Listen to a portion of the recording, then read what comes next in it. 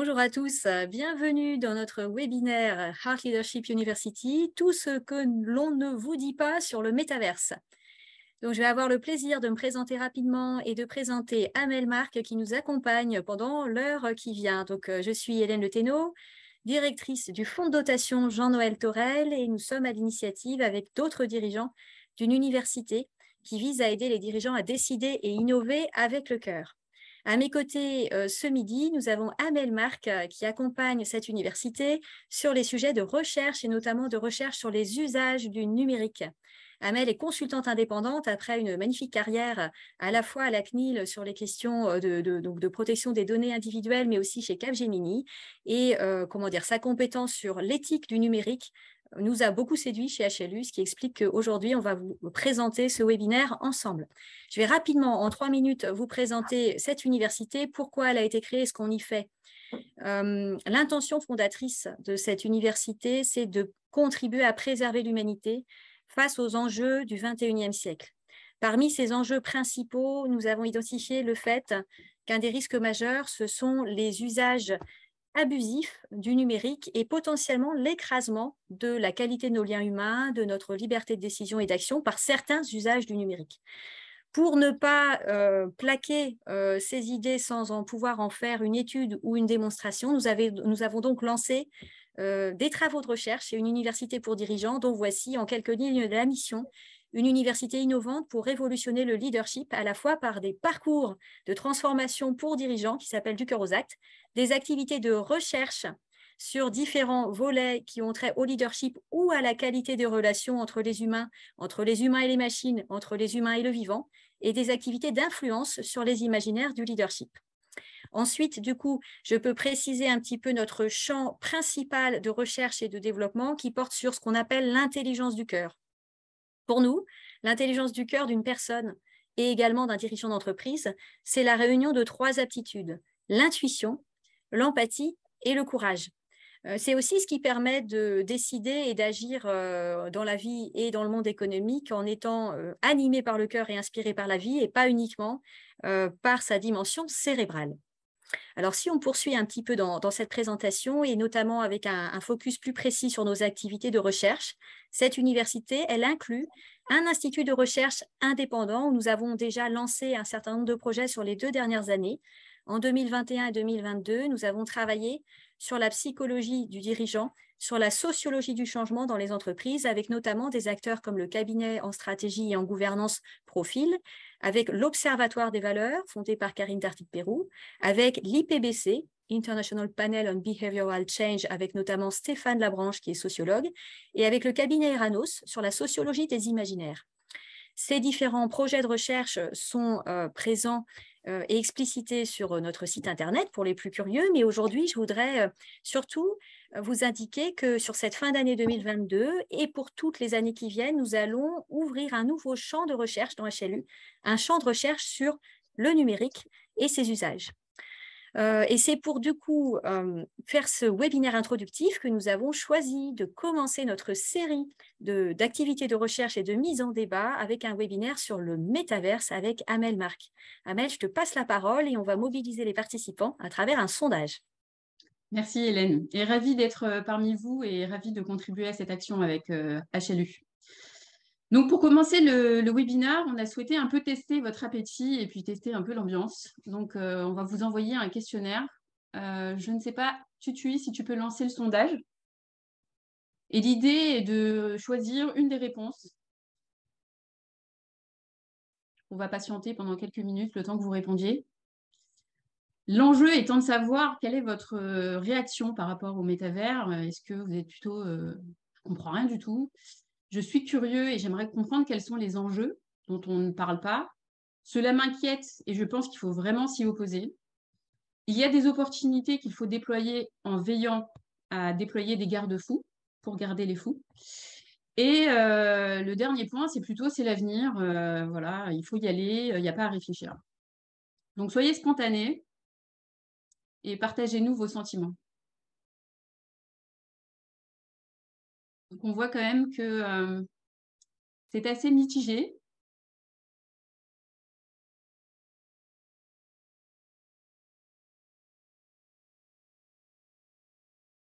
C'est assez intéressant. On va attendre encore quelques minutes que tout le monde puisse participer.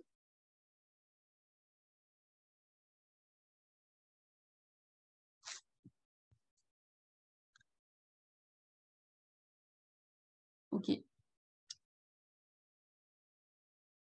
Bon, j'ai l'impression que la majorité des personnes a commencé à répondre. On va pouvoir avancer. Donc, les résultats sont intéressants, hein, donc, 18% pensent qu'ils n'y comprennent rien, 29% sont curieux, 18% sont inquiets, 29% pensent qu'il y a des opportunités et très peu pensent que c'est l'avenir et qu'il faut y aller. Donc, on a quand même une polarité plutôt autour de la curiosité et d'un déploiement avec précaution.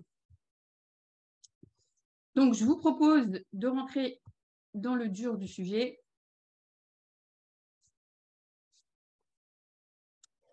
Et rappeler rapidement les objectifs de ce webinaire. Donc, ce qu'on a voulu faire avec HLU, c'est étudier la promesse réelle entre les opportunités et les fantasmes, c'est-à-dire ce qui va se faire de ce qui relève de la vision. On a aussi eu à souhait de sortir ce sujet des cercles clos d'experts pour pouvoir les rendre accessibles à des communautés beaucoup plus larges et aussi permettre d'ouvrir le débat sur l'avenir qui est proposé avec le métavers avec un grand M. Et pour nous, pour choisir, il faut comprendre. Donc, on a structuré ça autour de 10 points qu'on va essayer de dérouler en environ 40 minutes pour vous laisser la place à 15 minutes de discussion en fin de session. Donc, la façon dont cette présentation a été construite, c'est d'utiliser un peu les codes du métavers, donc quelque chose d'un peu immersif, avec beaucoup de visuels, mais par contre, ce sera en 2D. Donc, on laissera place à votre imagination. Alors, juste un petit rappel très basique sur le métavers, parce que vous allez lire métavers, métaverse, c'est quoi la différence? Méta, ça veut dire au-delà, et vers, c'est la contraction de univers. Donc, métavers, c'est en anglais, métavers en français. Le premier point, c'est que le métavers n'est pas une innovation révolutionnaire qui a été initiée par Mark Zuckerberg récemment, donc en cette fin de Covid dont tout le monde se rappelle. Le concept a été posé dans les années 60. Donc, ça vient vraiment de la science-fiction et des univers dystopiques. Ici, je vous ai choisi trois symboliques d'où vous pourrez trouver des informations très intéressantes de ce que c'est que le métavers. Parce qu'on en parle beaucoup et pour ceux qui ne sont pas des professionnels du sujet, c'est très difficile de se représenter ce qu'est et ce que sera ou ce qu'a vocation à être le métavers. Donc, il y a un premier roman de science-fiction qui s'appelle Simulacre des années 60 qui pose pour la première fois le concept d'univers parallèle. Le deuxième, de Neil Stephenson, c'est un incontournable, tout le monde en parle pour faire référence au métavers, c'est Snow Crash. Et ça a été le premier à poser une description très très fouillée et très très détaillée d'un royaume virtuel, immersif, accessible par des lunettes de réalité virtuelle dans les années 90. Et enfin, un film de Spielberg qui est vraiment super intéressant, que je recommande, que j'ai regardé il n'y a pas très longtemps d'ailleurs, où on voit un espèce de futur dystopique qui est complètement dans le métavers, où en fait la vie est devenue tellement ennuyeuse et triste que tout le monde se réfugie derrière ses lunettes pour vivre un univers fantasmé de toutes choses complètement illimitées. On peut être le personnage qu'on veut, on peut être riche, on peut tout imaginer. Et finalement, l'être humain se reconnecte à la réalité uniquement pour des besoins très basiques comme manger, dormir ou aller aux toilettes. Ce qui est très intéressant dans ce film-là, c'est qu'il y a quand même un moment, sans vous dévoiler la fin, quelque chose qui est autour de C'était mieux avant. Donc maintenant, pour retracer un peu l'histoire de ce qui s'apparente à toutes ces technologies immersives, forcément, on est obligé de passer par le jeu vidéo. Tout le monde connaît Second Life et un peu le flop qu'a fait Second Life au début des années 2000. Il y a eu RuneScape également, on voit des personnages se mouvoir dans des environnements qui sont immersifs. Et puis, forcément, tout le monde connaît aussi World of Warcraft, qui a réuni plus de 12 millions de joueurs dans des univers qui sont designés de façon très réaliste. Et enfin, Minecraft, qui a énormément de succès, qui a été racheté par Microsoft en 2014 à près de 2,5 milliards de dollars. D'ailleurs, nouveau rachat que Microsoft a fait, c'est de la société Activision Blizzard pour 68,7 milliards de dollars. Donc, ce sont des sommes colossales autour du développement du gaming immersif. Et c'est de là que tout part. Il y a eu un nouveau tournant à partir du moment où on a introduit des monnaies virtuelles dans les jeux vidéo. Et c'est là que ça commence vraiment à reprendre les caractéristiques du métavers. Les premiers fournisseurs de solutions de métavers sont The Sandbox, qui est apparu vers 2011, et Decentraland à partir de 2020. C'est vraiment pour vous donner une chronologie de comment tout ça s'est construit étape par étape. Et puis, tout le monde se rappelle de l'annonce Meta qui a été faite par Mark Zuckerberg, qui nous a un peu décoiffé vers la fin du Covid. Et en même temps que Mark Zuckerberg a annoncé la création de Meta, donc la nouvelle marque qui fait référence au métavers, il a aussi procédé à une consolidation des réseaux sociaux qui couvrent les plus gros canaux de communication du monde, donc Facebook, Instagram et WhatsApp, qui ont tous été réunis. Et puis Oculus, donc, qui est un fournisseur de lunettes de réalité augmentée. Au même moment, il nous a présenté son avatar, qui devrait évoluer dans le métavers, donc personnage aussi lisse que lui, comme on peut le constater. Et il a aussi commencé à pousser cette vision qu'il a que le monde de demain sera un monde où on pourra avoir un sentiment de présence sans être présent. Donc c'est vraiment ce qu'il essaie de dessiner comme étant sa vision du futur. Finalement, d'autres personnes décrivent le métaverse de d'autres façons, parce que finalement, il n'y a pas de consensus sur ce que c'est. Il y a des définitions qui se cumulent et des experts qui défendent des visions. Et pour d'autres, c'est le Web 3. Donc le Web 1 était statique, on avait accès à du contenu. Le Web 2 était plus social, donc on avait la possibilité de créer du contenu et de le faire diffuser au travers des plateformes.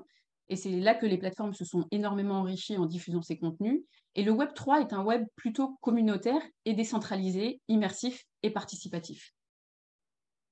Enfin, ce qui est intéressant dans le métavers, c'est qu'il vient se présenter comme l'aboutissement de la convergence de plein d'éléments technologiques qu'on a vu évoluer ces dernières années. Cette convergence, elle regroupe l'Internet, les réseaux sociaux, des jeux vidéo immersifs, de la blockchain, des modèles décentralisés, des outils de réalité virtuelle. Donc, c'est lorsqu'on est capable, grâce à des objets connectés, de se projeter dans un monde numérique virtuel, et de la réalité augmentée, c'est-à-dire l'état physique dans lequel on est, dans lequel on fait intervenir des éléments virtuels comme Pokémon Go. Et à ça s'ajoutent des nouvelles générations de communication sans contact, le tout porté par des infrastructures différentes, modernes, plus puissantes, avec du cloud et évidemment une surcouche d'intelligence artificielle.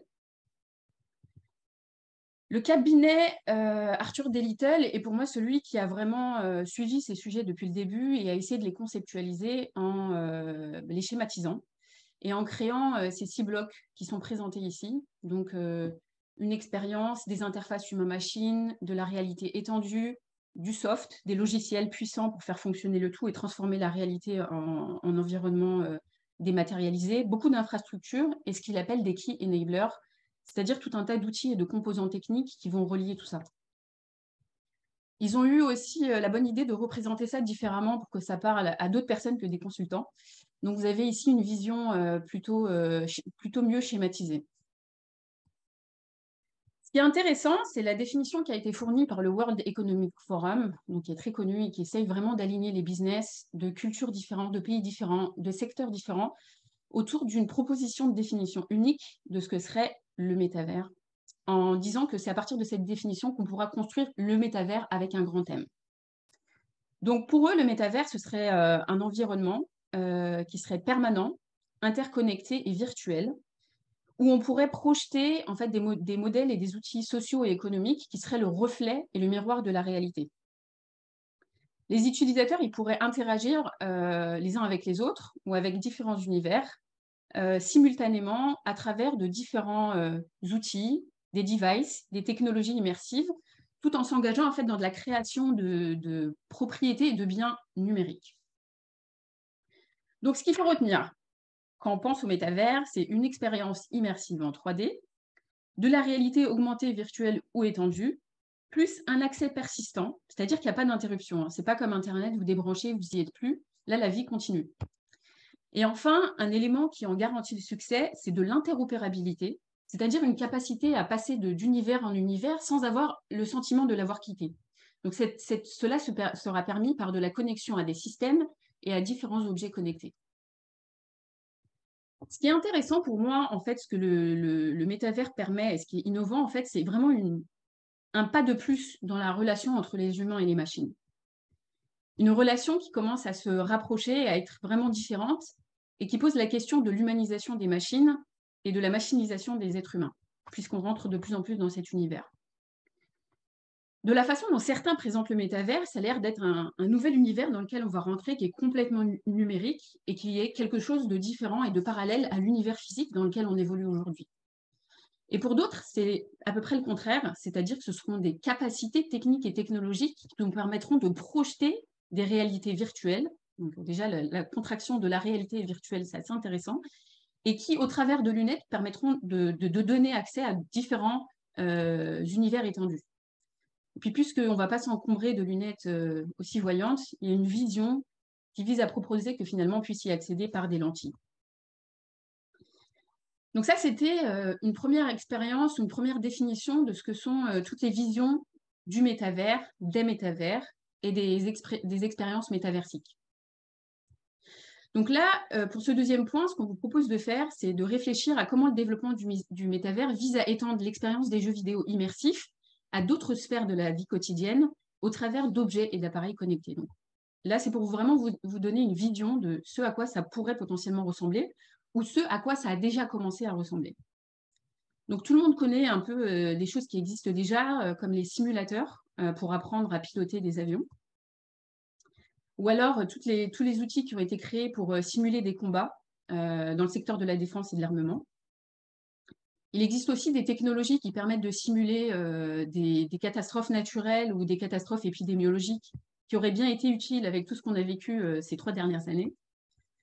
Et puis, il y a des choses qui sont beaucoup plus matures, qu'on peut appeler digital twin et qui existent dans le secteur de l'industrie et dont Dassault est un expert et qui permettent en fait de recréer des composants afin de prévenir des réparations, d'anticiper ou de former des personnes concernées. On en a ici un modèle, alors ça peut être des pièces déjà existantes ou des pièces qu'on souhaite modéliser afin de parfaire en fait leur conception. Mais un point qui est particulièrement intéressant dans les expériences de simulation, qui sont en lien avec les expériences que certains appellent métavers, c'est les différentes façons d'interagir, de pouvoir collaborer et de mélanger le virtuel avec les expériences physiques. Ça permettrait dans le monde du travail, par exemple, de mettre en commun différentes connaissances, différents outils, de concevoir des objets différemment, et puis d'interagir, notamment dans le cadre de meetings, puisque ça a été un très gros sujet pendant la pandémie du Covid, c'est comment est-ce qu'on peut se retrouver ensemble sans l'être. Il y a un secteur aussi qui est particulièrement intéressant, c'est le secteur de la santé, qui offre des expériences assez intéressantes sur comment être de plus en plus proche du corps humain, comment le rendre lisible par des technologies diverses, comment s'entraîner en fait sans continuer à le faire sur des êtres vivants et continuer à parfaire des gestes chirurgicaux, comment identifier la douleur de façon plus précise pour être capable de la prendre en charge beaucoup plus facilement, puis comment par exemple traiter un traitement de chimiothérapie de façon plus locale et d'être capable d'anticiper ses effets sur différents organes sans avoir les effets catastrophiques qu'on connaît des chimiothérapies. Comment être capable d'intervenir à distance sur le corps humain et de lire les évolutions d'une intervention. Et comment être capable même d'intervenir à distance. Donc ça, c'est des cas qui sont en train d'être étudiés, sur lesquels il y a pas mal d'investissements et qui peuvent apporter beaucoup dans la recherche et dans la science. Évidemment, toute cette façon de penser peut être applicable à différents secteurs, dans celui de la construction, de l'automobile, de l'achat, de la grande distribution. Puis évidemment, on aimerait tous pouvoir tester un canapé chez nous sans devoir l'acheter puis le regretter. Donc voilà. Dans le secteur du loisir aussi, il y a beaucoup d'investissements qui sont faits pour les adultes, mais aussi pour les enfants. Et le secteur qui est le plus prometteur et qui est le plus, on va dire, qui nécessite le plus de développement, c'est celui de la formation et de l'apprentissage, que ce soit pour des adultes ou que ce soit pour des enfants. Car évidemment, ce serait beaucoup plus attractif de pouvoir envisager des apprentissages dans des formats qui soient plus proches de la réalité.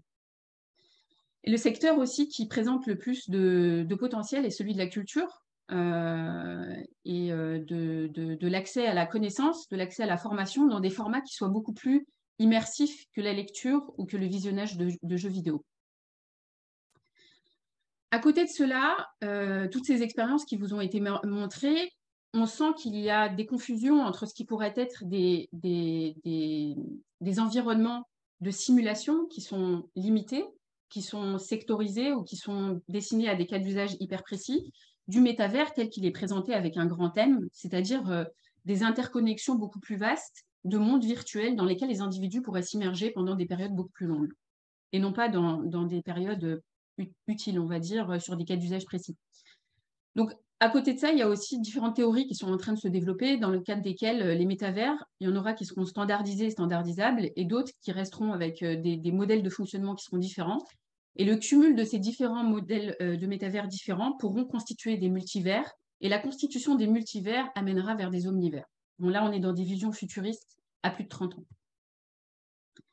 Le troisième point qu'il est intéressant d'étudier, c'est comment, en participant à cette expérience immersive, les utilisateurs deviendront captifs d'un système où ils seront le produit, et produit du modèle économique qu'ils alimenteront eux-mêmes. En fait, ce qui est intéressant, c'est de dire que le métaverse constitue un nouveau modèle de plateforme. On connaît déjà le modèle de plateforme depuis les années Facebook, mais un modèle qui est immersif, contributif, participatif et aussi collaboratif. Ces interactions à grande échelle sont la seule condition du succès la seule condition de son succès. Et en fait, ce qui est intéressant, c'est que chaque interaction pourra constituer une transaction numérique. Donc en fait, les 3 piliers de développement du métavers sont 1, l'économie de l'attention, comment capter les individus. 2, la dissémination de capteurs connectés qui sont le socle de l'hyper-personnalisation, mais aussi un moyen de continuer à cette économie de l'attention. Et le 3e élément, c'est la massification de l'exploitation des données personnelles grâce à des systèmes d'IA, par exemple. Alors, l'économie de l'attention, je pense que tout le monde la connaît grâce à Netflix.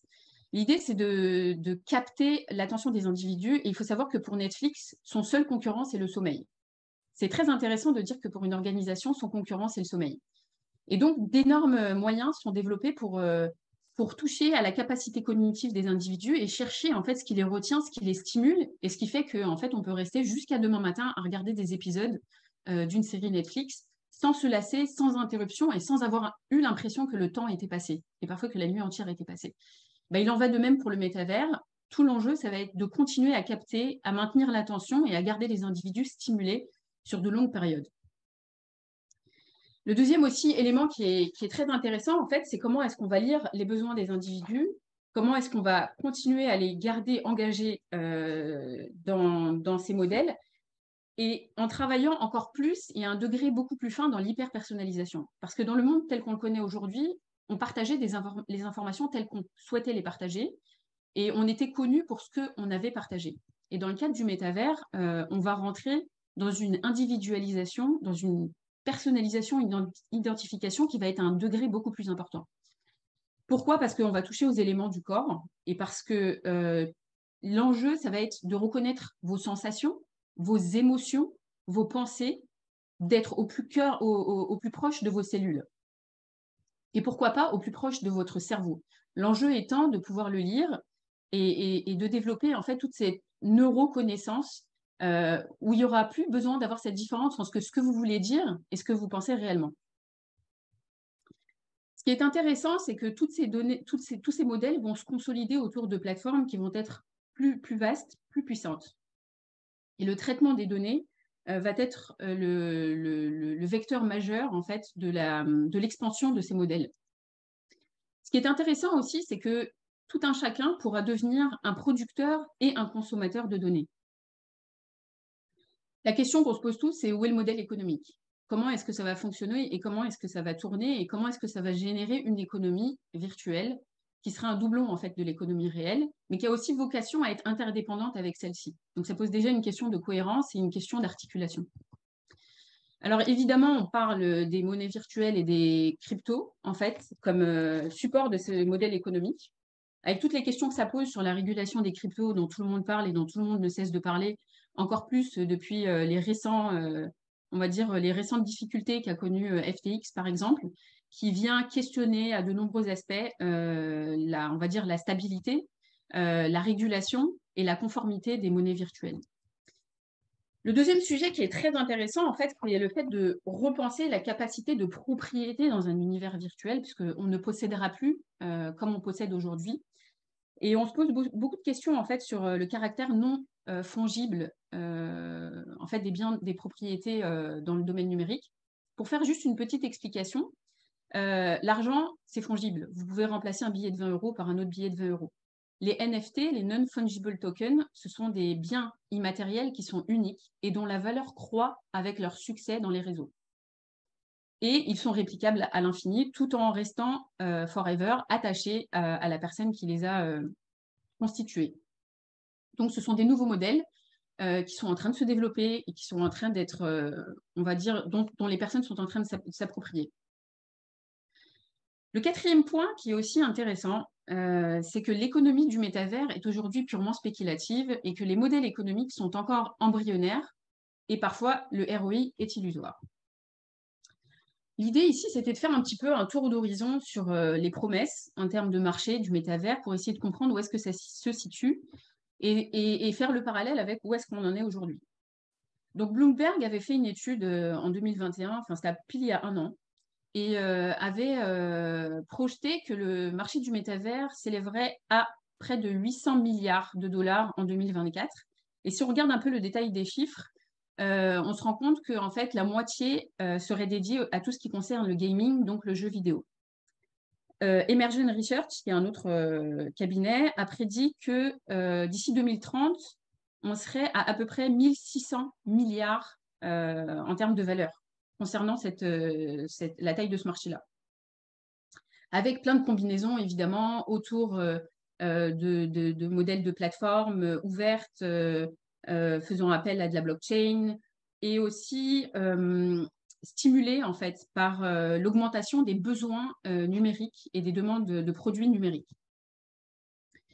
Ce qui est assez intéressant, c'est que Morgan Stanley prévoyait que pour la Chine seulement, on serait déjà à 8000 milliards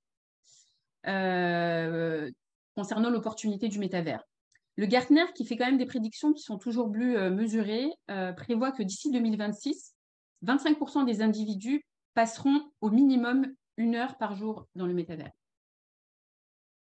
Alors, ok, le métavers, ça intéresse, il y a des projections, il y a des prédictions, mais en fait, qui sont les acteurs aujourd'hui du métavers?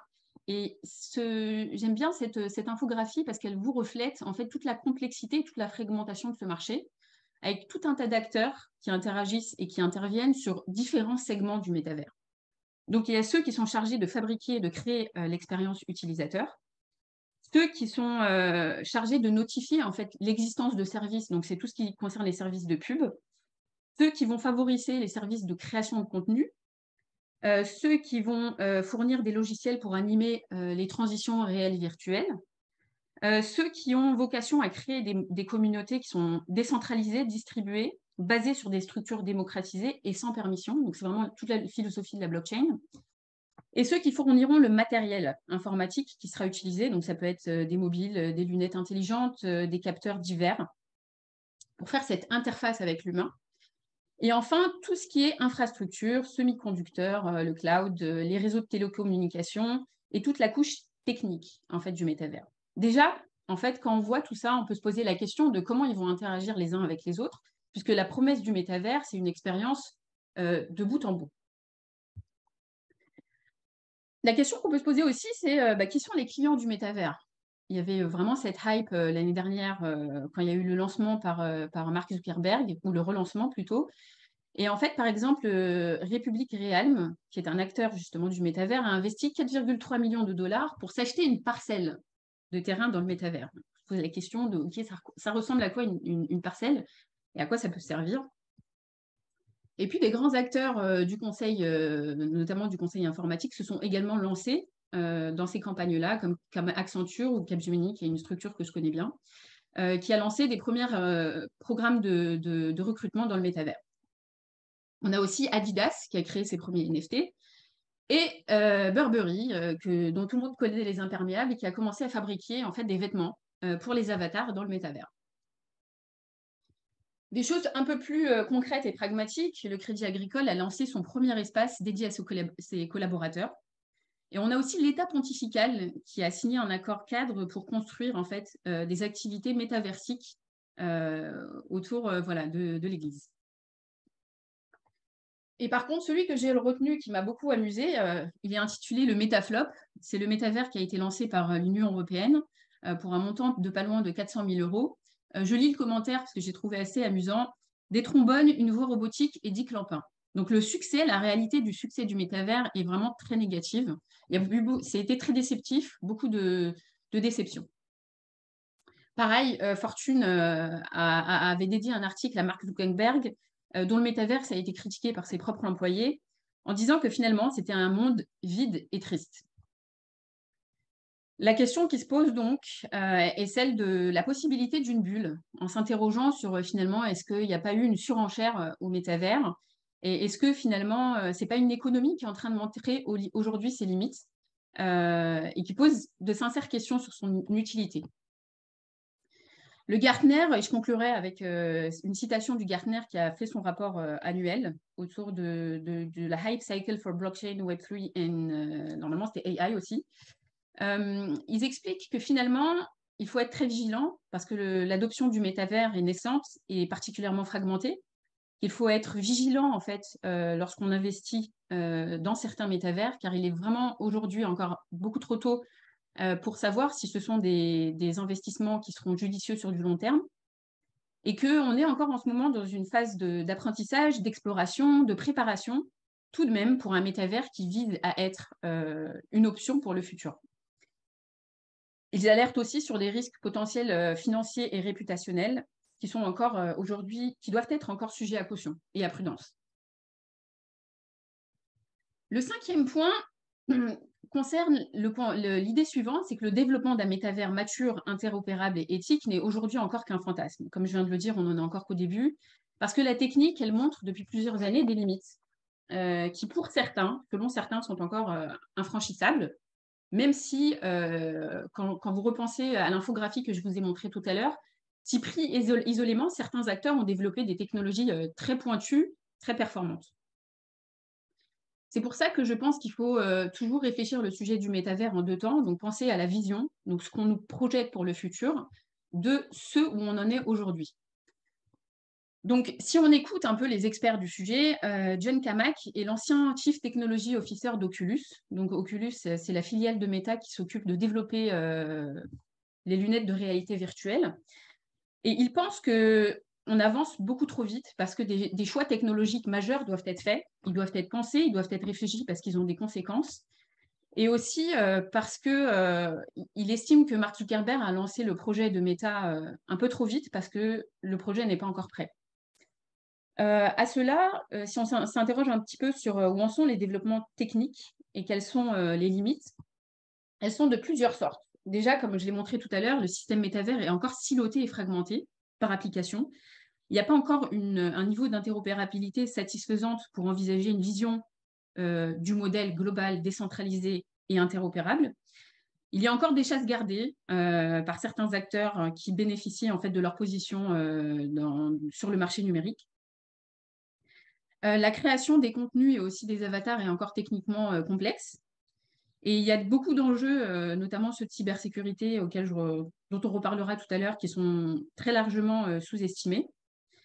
Le développement des lunettes et leur démocratisation est encore en cours de développement. Donc, je crois que c'est régulièrement annoncé qu'on va pouvoir les avoir en vente grand public à des prix défiant toute concurrence.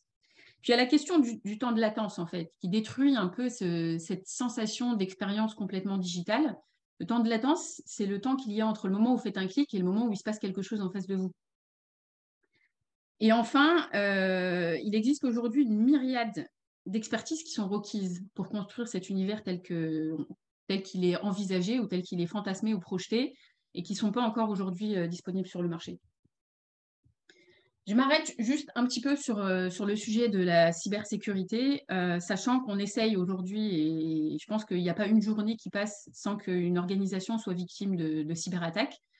Et encore, on est dans une phase de transition numérique où on mélange le monde physique avec le monde, on va dire, du numérique, sans être dans un univers virtuel. On rencontre beaucoup de difficultés.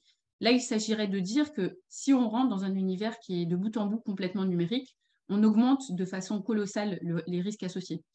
Et surtout, ce qui est intéressant, c'est qu'aujourd'hui, les hackers, parce qu'on a tout le temps tendance à imaginer un hacker comme étant un jeune des pays de l'Est qui porte un suite à capuche, ça a pris une autre ampleur. Aujourd'hui, c'est une industrie, l'industrie de la cybercriminalité. Donc, on ne lutte pas contre un individu, mais on lutte contre des systèmes qui sont organisés et qui ont beaucoup de moyens. Ensuite, il y a l'impact énergétique, sujet gravement à la mode ces derniers temps. L'impact énergétique et spatial du métavers ne fait l'objet d'aucune étude réelle et sérieuse parce que c'est complexe et semble indécente et socialement inacceptable dans le contexte actuel d'urgence climatique et de rareté des ressources essentielles.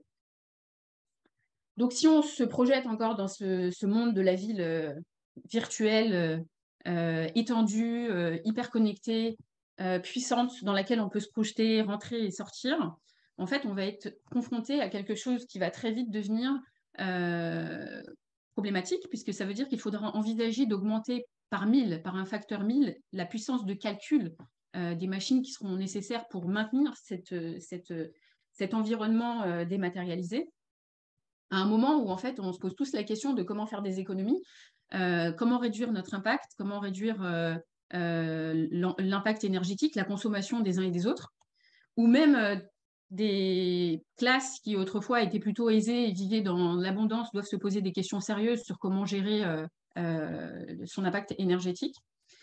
On a eu des cas très concrets où en fait la Hollande, qui a été confrontée à des sécheresses catastrophiques l'été dernier, découvre que les data centers du Microsoft ont consommé plus de 84 millions de litres d'eau potable.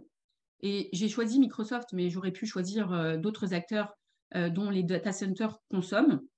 Et on se pose aujourd'hui des questions de est-ce que c'est judicieux et c'est raisonnable d'envisager de construire un univers qui va nécessiter des matériaux rares, des composants électroniques, des data centers encore plus volumineux, encore plus consommateurs, à un moment où on a déjà du mal avec les modèles dans lesquels on existe aujourd'hui. Ça permet aussi de développer d'autres acteurs qui réfléchissent, notamment un acteur français qui réfléchit à comment réduire le volume de données qui sont stockées dans les data centers pour réduire leur puissance, comment recycler les données. Et tout ça, ce sont des questions qui sont émergentes, même si elles sont hautement sensibles. Et il y a tout un chemin à construire pour penser un numérique responsable. Et évidemment, en parlant d'éthique, la grande question qu'on va se poser, c'est qui va décider du futur qu'on souhaite donner au métavers. Est-ce qu'on doit choisir entre chauffer ou refroidir se chauffer ou refroidir un data center? Est-ce qu'on va devoir choisir entre des services essentiels comme les services de soins ou choisir de développer une économie virtuelle dont la plus grosse partie sera dédiée au divertissement? Je regarde rapidement l'heure. Le 7e point, il est dédié en fait aux conséquences qu'on envisage peu, mais qui commencent à être visibles concernant la santé physique et mentale des humains, concernant un usage intensif et non maîtrisé du métavers. Alors, on a vu la catastrophe qu'avait créée l'isolation due par le Covid, donc l'augmentation des violences, des dépressions, la difficulté en fait de ne plus être capable de nourrir du lien physique et évidemment, le métavers est encore présenté comme une solution pour traiter certains problèmes mentaux, pour pouvoir adapter des traitements. Mais de nombreux spécialistes se dressent contre les dérives qui sont en train d'être, on va dire, mises en lumière concernant un usage qui peut conditionner des différents types de difficultés. Donc, tout ce qui concerne en fait les addictions, donc ça concerne les individus adultes ou les enfants qui commencent aussi à les remontrer, à montrer des signes. Les ondes qui se diffusent, parce qu'évidemment, en dupliquant la puissance de calcul des machines, on va devoir aussi avoir des niveaux de connectivité qui seront très nettement supérieurs. Donc, on parle de la 6G, mais pourquoi pas la 7 ou la 10G. Toutes les difficultés inhérentes à l'inertie, puisque finalement, c'est le cerveau en fait qui se projette et qui va être l'acteur majeur de ce qui se passera dans le métavers et qu'adviendra le corps physique. Et une partie qui me paraît très intéressante, et je vous invite vivement à lire les ouvrages de Sherry Turkle, donc, qui est une anthropologue du MIT, qui a conceptualisé tout un tas de mouvements en fait, concernant la façon dont les humains tissent des liens. Et elle a créé un ouvrage qui s'appelle Seul ensemble, de plus en plus de technologies et de moins en moins de liens. Et en fait, dans ces études, ce qu'elle révèle, c'est que l'être humain a cette impression qu'il est dans le numérique une version améliorée de lui-même et que finalement, être un être humain authentique tel qu'on l'est aujourd'hui dans l'univers physique présente beaucoup moins d'intérêt et perd en authenticité. Elle a aussi beaucoup travaillé sur les formes de relations entre les individus et les machines et se pose la question de la limite et de ce qui devrait être désirable, de ce qui devrait être interdit, notamment si en interagissant de plus en plus avec des machines, on en vient à confier nos plus nos plus grandes fragilités, nos désillusions émotionnelles, et comment est-ce que ces machines pourraient utiliser ça contre les individus. Et elle pose aussi la question de est-ce que nous sommes fatigués des relations entre les êtres humains. Et elle finit par conclure que finalement, dans une décennie peut-être, les êtres humains se feront de plus en plus rares. Et elle invite aussi à réfléchir sur le fait que peut-être il faudra dans le futur être parmi les privilégiés et des riches pour évoluer avec des personnes de son espèce qui soient saines. Enfin, un élément qui est important, c'est la frontière qui se dessine entre le jeu, entre l'imaginaire, entre le virtuel et la réalité. Il y a quelques enquêtes qui ont été réalisées, notamment auprès de jeunes Américains qui avaient pris un revolver et avaient tué une vieille dame en se disant qu'ils ne s'étaient pas rendus compte que c'était la vraie vie. Alors évidemment, c'est un schéma, c'est un cas extrême, mais ça pose vraiment la question de savoir comment, si on navigue du virtuel au réel, comment est-ce qu'on sera capable d'avoir ce discernement et de faire la différence entre les deux. Je vous invite également à découvrir l'ouvrage de Nathan Dever, qui a travaillé en fait sur les liens artificiels. Donc c'est intéressant parce que c'est un jeune, je crois qu'il a moins de 30 ans, et il a toute une réflexion en fait qui caractérise en fait des réflexions qui sont menées par la nouvelle génération sur la déshumanisation des relations entre les individus et une impression qu'en fait il y a une volonté d'assassiner le réel. Et c'est particulièrement intéressant. Une des questions que ça pose aussi, c'est est-ce qu'on est capable d'échapper, est-ce qu'on aura la possibilité ou est-ce qu'on aura le choix d'échapper à un univers virtuel, puisque c'est présenté aujourd'hui comme la suite logique d'Internet. C'est une question à réfléchir. Le point 8 sur 10, donc on arrive au bout de cette présentation. Est-ce que le métavers risque d'accélérer le capitalisme de surveillance, la consolidation du pouvoir des géants du numérique, qu'ils soient chinois ou américains, et d'entériner la perte de contrôle des États et de souveraineté des États surtout? Ce que je vous invite à faire, en tout cas ceux qui sont particulièrement intéressés par rentrer un peu plus dans le dur de ces points précis, il y a 3 rapports qui ont été produits depuis entre août et maintenant. Donc le premier, c'est le Centre de recherche du Congrès américain, donc, qui pose les questions autour du métavers, de ses concepts et de ses enjeux pour le Congrès, donc pour l'État américain en partie, de façon plus large. Et en fait, ce rapport, il est particulier parce qu'il pose de façon neutre toutes les questions qui se posent. Et il conclut sur la question qu'à date, ils n'ont pas encore compris comment on allait modérer, comment on allait orchestrer et articuler le métavers, notamment s'il est porté par la puissance des big tech. Et il conclut aussi sur on n'a pas encore compris l'utilité en fait du projet métavers. Le deuxième rapport que j'ai trouvé particulièrement intéressant, c'est un rapport français, la mission exploratoire sur les métavers, qui pose de façon très intéressante les métavers pour définir des cas d'usage qui sont intéressants tels que je les ai présentés au début, et les séparer de discussions qui sont beaucoup plus larges, beaucoup plus prospectives, éloignées. Alors dans ce rapport, ce qui est intéressant, c'est qu'ils ont souhaité pas réconcilier, mais mettre en perspective les personnes qui sont des promoteurs inconditionnels du métavers, de ceux qui sont des opposants fermes du sujet, pour essayer de trouver des moyens de mettre en débat, de mettre en discussion des usages utiles. Et enfin, on a un rapport qui a été présenté par Bitkom.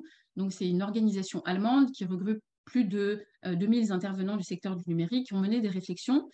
Et là, le cadre, il est complètement différent. C'est de toute façon, on n'a pas le choix. C'est pas la peine de résister. C'est inéluctable. C'est le futur. Et on ne peut pas juste dire que c'est une vue de l'esprit. Ça arrivera. Il faut se préparer. Les travaux aussi de l'Observatoire international des impacts sociaux de l'IA et du numérique a aussi consolidé une réflexion autour du fait qu'on ne peut pas se contenter d'observer le métavers comme un objet technologique, comme on l'a fait jusqu'à présent, et qu'il y a un besoin d'appuyer sur pause et de réfléchir aux conséquences et d'impliquer tous les corps de métier et d'impliquer toutes les disciplines pour essayer d'envisager en fait où est-ce qu'on se dirige et quel pourrait être l'impact. Je pense qu'on en a brossé un certain nombre tout au long de cette présentation. Shoshana Zuboff, c'est une enseignante émérite du MIT qui a écrit, même qui a conceptualisé le capitalisme de surveillance et qui décrit en détail comment les géants du numérique ont construit un système de surveillance qui s'est infiltré dans toutes nos vies et qui est aujourd'hui presque invisible, incolore et indolore et qui monétise aujourd'hui cette surveillance de masse. Ce qui est intéressant aussi, c'est de voir comment les big tech et le monde des plateformes volent de scandale en scandale ces dernières années et comment il y a un mouvement qui est en train de s'organiser, de s'orchestrer par les États et par les différents régulateurs pour redonner de la transparence, du contrôle et aussi un minimum de respect des droits pour les individus. Ça pose aussi des questions majeures sur certaines de nos libertés. On a vu tous ce qui s'est passé avec Twitter lorsqu'Elon Musk a décidé d'en reprendre la tête et d'instaurer ses propres règles de ce que doit être en fait la liberté d'expression. Il y a un élément qui est aussi intéressant, c'est qu'au fur et à mesure qu'on parle du métavers, qui est censé être un espace qui ignore les frontières, qui est ouvert, qui est décentralisé, qui prend le contre-pied des modèles d'entreprise tels qu'ils existent aujourd'hui avec des modèles pyramidaux, des organisations qui cultivent en interne le secret, qui protègent leurs données. On essaie de modéliser quelque chose qui prend de la culture de la blockchain, c'est-à-dire des modèles participatifs, collaboratifs, libertaires, décentralisés, à un moment où finalement la question de la souveraineté des États ne s'est jamais posée de façon plus forte. Et donc là, il y a peut-être un conflit culturel qu'il va falloir encore adresser et résoudre, puisque finalement, chaque État veut se réapproprier ces technologies, le secret et la protection des données qui le concernent. Je vais passer rapidement sur tous les sujets régulatoires, parce qu'effectivement, le métavers va nécessiter un système de régulation. On sait qu'il y a une inflation réglementaire qui est énorme. C'est tellement énorme qu'on se demande même comment articuler tous ces modèles-là, les uns avec les autres. On a le Data Services Act, le Digital Market Act, enfin bref, tout plein de réglementations qui ont vocation à réguler les plateformes, mais qui ne sont pas forcément adaptées à un univers purement virtuel. Je vais passer rapidement en fait sur la confrontation entre les États-Unis et la Chine. Ce qui est intéressant, c'est que le modèle américain est complètement est piloté par le secteur privé. Et le modèle de métavers qui sera piloté par la Chine sera détenu à 100% par les autorités publiques. Donc le capitalisme de surveillance se dresse d'un côté par les entités privées et de l'autre côté par l'État. La question des droits humains, je vais passer aussi rapidement afin de vous laisser la parole. Mais ce qui est intéressant de noter, c'est qu'il y a quand même un mouvement assez fort de sanctions des géants du secteur de la tech qui sont aujourd'hui à l'initiative du métavers, que des sanctions historiques ont été affligées pour différentes raisons, mais où on sent quand même qu'il y a une volonté de reprendre le contrôle sur la façon dont les acteurs vont se saisir de la vie privée des individus. Une des questions qui reste en suspens, c'est la modération, j'en ai parlé tout à l'heure, dans des modèles multi-acteurs, multi-secteurs, multi-technologies, multi-pays, multicultures, qui tiendra les rênes du système, qui contrôlera le contrôle. C'est des questions qui sont encore presque pas adressées. Et il y a les questions de l'inclusion, parce que la fracture numérique existe. Il n'y a aucune raison que ça disparaisse avec le métavers, même si c'est présenté comme justement un univers qui rendrait accessible tout un tas de contenus pour tous. Je trouve que c'est l'UNESCO et l'ONU qui ont travaillé sur le sujet et présentent plutôt des alertes plutôt que, on va dire, une appétence ouverte pour le sujet. La question de la confiance aussi, c'est pas une question nouvelle du tout, elle n'est pas propre au métavers, mais elle se pose d'autant plus qu'en fait, on n'exposera pas juste une identité, mais l'intégralité de son corps et de sa personne. Et en fait, il y a 3 sujets qui sont majeurs. Le premier, c'est le contrôle des identités. Comment on sait qui est qui? Et si l'univers du métavers vise à offrir un espace où chacun peut être qui il a envie d'être de façon illimitée, quelles limites on inflige et on impose aux individus pour qu'il puisse y avoir une coexistence qui n'ait pas d'impact sur le monde physique. La question de la traçabilité des opérations, parce que qui dit modèle développé autour de la blockchain dit codification immuable de toute activité et de toute transaction, pose la question des libertés également. Et puis, il y a un sujet de transparence globale du modèle. Et qui dit transparence pose la question forcément des questions de possibilité d'être anonyme dans ce monde-là. Et enfin, la question du métavers qui avance sans finalité déterminée. Il n'existe pas un projet de société défini où emmener le monde. C'est assez intéressant parce que ce qu'on constate, c'est que la majorité des acteurs avancent en se disant qu'il y a cette espèce de FOMO, de Fear of Missing Out. Donc le sujet métavers est un sujet qui est un sujet incontournable des agendas IT. Donc il faut en parler, il faut analyser, il faut tenter de faire quelque chose. Mais comme toute technologie telle qu'on les a vues passer, notamment l'IA, il y a toujours ce cycle que Gartner appelle le cycle de la hype. C'est un très grand intérêt au début, et puis ensuite ce qu'on appelle la vallée de la mort. C'est une période déceptive avant que se reconstruise un cycle d'usage raisonné et choisi. Et enfin, je voulais vous partager un dernier article, presque en guise de conclusion, de l'American Affairs, qui dit que le métavers et le web3 présentent aujourd'hui un manque d'innovation utile. Alors, on a vu qu'il y avait des cas d'usage intéressants, et par contre, le métavers dans sa globalité, aujourd'hui, n'a pas su encore démontrer l'intérêt de l'usage. Si on peut se donner un petit mot de la fin, ce qui est à retenir, donc on est dans un virage, que l'aventure métaversique ne fait que commencer, qu'il est encore temps de poser les bonnes questions en ouvrant un débat plus large auprès des dirigeants sur les usages du numérique pour répondre aux défis du XXIe siècle. Et c'est précisément ce que souhaite faire HLU avec comme illustration le métavers, mais concernant le numérique de façon plus large. Donc, je vous remercie d'avoir tenu jusqu'au bout et la session questions est ouverte. Ouais, autant lire les questions. Alors, j'ai plusieurs questions pour toi, Amel. La première de Julien Nelson. Comment sera gérée l'identité numérique des utilisateurs au sein du métavers? C'est ce que j'ai évoqué tout à l'heure. Il y a plusieurs options et je pense qu'aucune aujourd'hui ne fait l'objet d'une décision. La façon dont c'est vu, c'est qu'il va devoir y avoir des standards qui vont devoir être définis pour imposer un cadre de gestion des identités. Ce vers quoi on se profile, c'est quelque chose qui semble innovant aujourd'hui, mais qui existe depuis les années 2000, c'est la gestion des cercles d'identité. C'est-à-dire que plutôt que de vous donner votre nom, votre prénom, votre mail et puis toutes les autres caractéristiques que le métaverse permettra d'avoir, c'est de donner des éléments d'identité par portefeuille qui seront nécessaires pour l'action que vous voulez entreprendre. Mais pour moi, enfin, si je mets un bémol, c'est que je ne crois pas à l'anonymat dans le métavers.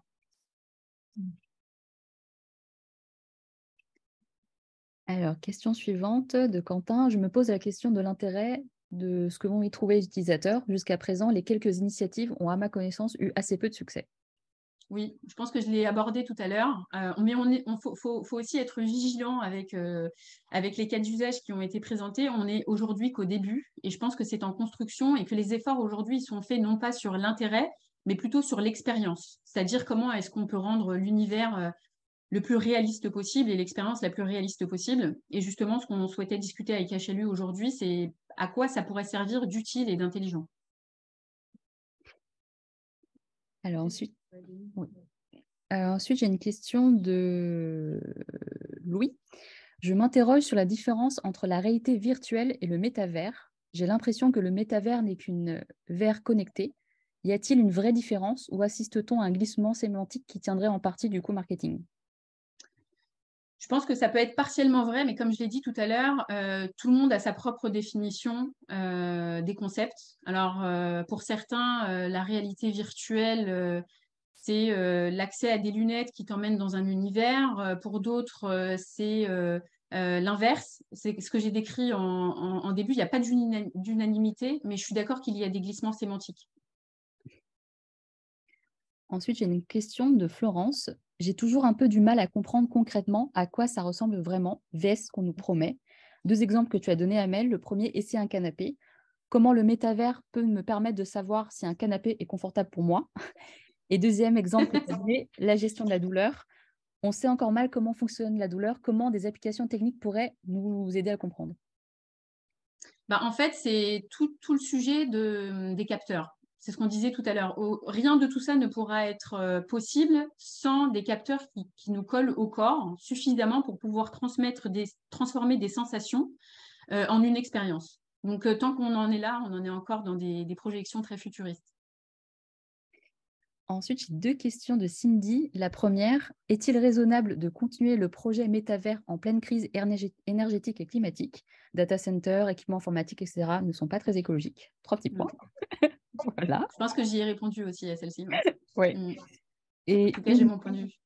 Et une dernière question, pourquoi s'enfermer dans un monde virtuel et se déconnecter du réel? Je pense qu'après, c'est un choix. Il y a quelque chose de magique, en fait, d'être libre, d'être affranchi de ce qu'on est réellement et de pouvoir évoluer dans un univers complètement illimité où on peut être qui on veut et on peut stimuler son imagination. Donc, je pense que je peux comprendre l'intérêt pour ceux qui sont fans. Pour ceux qui préfèrent les relations humaines et le concret, c'est vrai que c'est difficile.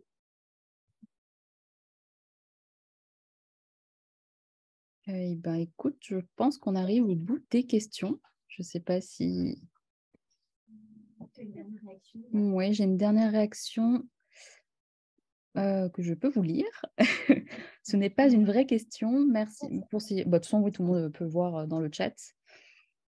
Merci Amel pour les explications très claires. Je ne sais pas si on a le temps encore pour une dernière question ou si tu veux conclure, Amel ou Hélène. J'ai eu l'impression qu'il y avait d'autres questions. Alors, ça arrive entre-temps. Oui. Est-ce qu'il y a des possibilités de voir un enregistrement? Oui, tout à fait. Il y aura un replay en fin de session.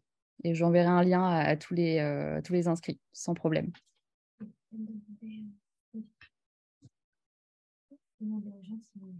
Oui.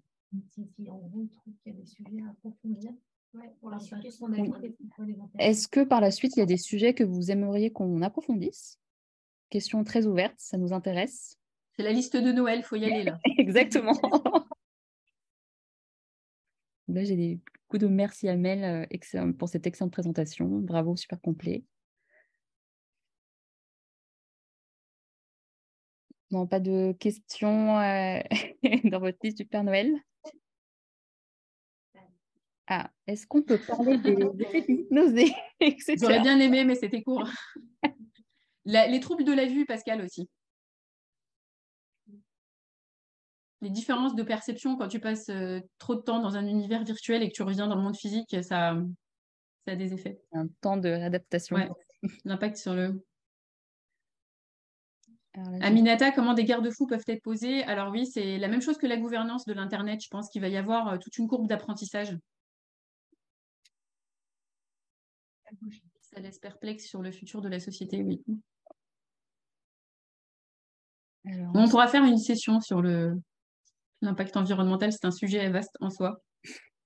J'ai une autre question aussi. Savoir si l'interopérabilité est une vraie promesse dans un monde hyper concurrentiel.